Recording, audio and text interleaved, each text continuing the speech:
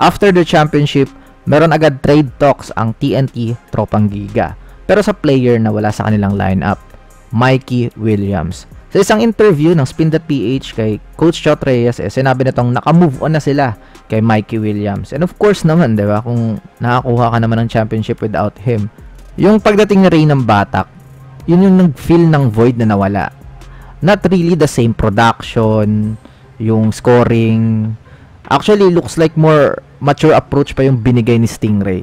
With Mikey kasi, dun lang nagre-rely yung TNT sa solo run, solo scoring, solo creation. Si Ray, he's playing all around. Muntik pang makapag-triple-double Kudos also kay Ray ng Bata kasi he is playing defense, he is trying. Unlike kay Mikey Williams na masasabi talaga nating liability sa depensa. Kapag na-shutdown mo sa offense, alam nating it's all over for TNT. Pero ngayon, nagkaroon sila ng different identity. Coach Chot emphasizes their defense for winning that ring. Hindi ko rin ma-breakdown sa inyo yung defense nila kasi makaka-copyright lang. Kaya matagal tayong nawala kasi sayang lang yung effort sa editing kasi end of the day, may claim lang din. Hindi pwede yung free use sa kanila. Katulad sa NBA, bisitahin nyo yung Step Back TV. Andun may breakdown pero NBA nga lang.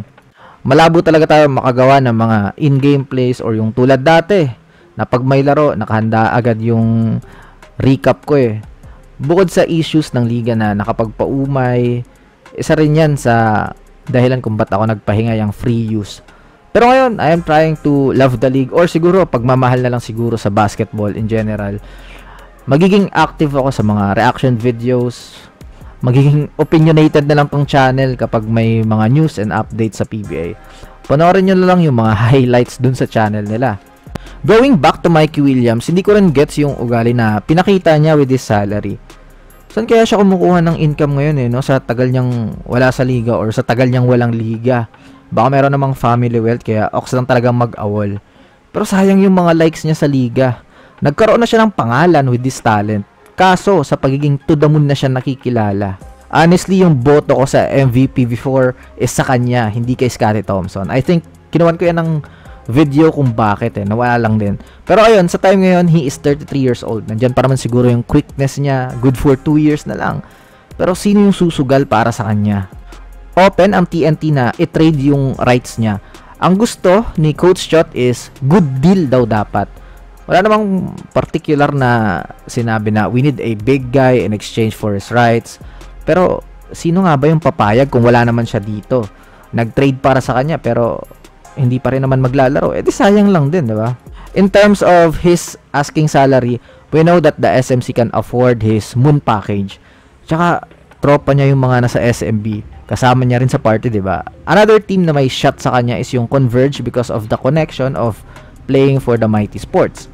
Though, I think SMB talaga yung may big chance to land Mikey Williams. In terms of salary, tsaka yung pagiging, happy niya. And ang daming trade asset ng SMB. Kahit sino ata pwedeng i-trade dyan Puwera lang kay Fajardo, Lassiter, at Perez.